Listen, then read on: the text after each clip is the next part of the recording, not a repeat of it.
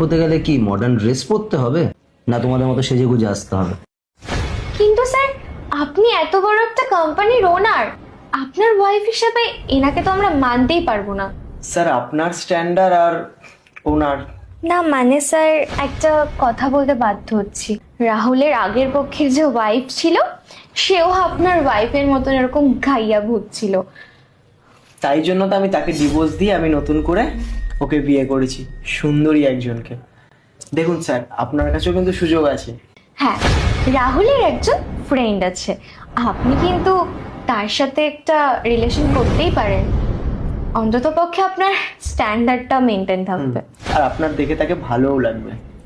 দেখো রাহুল, আমি আমার বউকে নিয়ে অনেক খুশি আছি। তোমার বউয়ের সাথে তোমার ডিভোর্স হয়ে গেছে। আরে তুমি তো স্বার্থপর একটা ছেলে। যখন তোমার খারাপ সময় ছিল তখন তুমি তোমার বউকে ইউজ করেছো। আজকে যখন তোমার ভালো সময় এসছে তখন সুন্দর একটা মডার্ন দেখে মেয়েকে বিয়ে করে নিয়েছো। আজকে ভালো পোশাক পরে ঘুরছে, সারাদিন তোমার সাথে রয়েছে, ভালো ভালো কথা বলছে। এগুলো না সব তোমার টাকা দেখে। যেদিন তোমার কাছে টাকা থাকবে না, দেখবে ওর মতো মেয়েও তোমার পাশে বসে নেই। আর আমার পাশে যাকে দেখছো না, আমার যেদিনকে কিছু ছিল না তখনও ও আমার পাশে ছিল। আর আজ আমি এত বড় কোম্পানির মালিক, এখনো ও আমার পাশেই আছে। আর মনে হয় না তোমাদের সাথে কখনো আমার আর দেখা হবে। যদিও ভুল করে দেখা হয়ে যায়, সেদিনকেও দেখবে আমরা একসাথেই আছি। কিন্তু স্যার, এত টাকার ডিলটা আপনি এভাবে ছেড়ে দেবেন? এত কিছু হয়ে যাওয়ার পর তোমার কি এখনো মনে হচ্ছে আমার কোম্পানি তোমার সাথে কোনো ডিল করবে?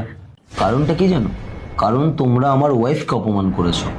আর যেখানে আমার ওয়াইফের সম্মান নেই, সেই জায়গায় সামান্য 1 কোটি টাকার বিজনেসেও আমার কাছে কোনো মূল্য নেই। তোমরা আসতে পারো প্লিজ। স্যার একটা বার ভেবে দেখতে পারতেন। আমি তোমাদের সাথে কোনো রকম কাজই করতে চাই না।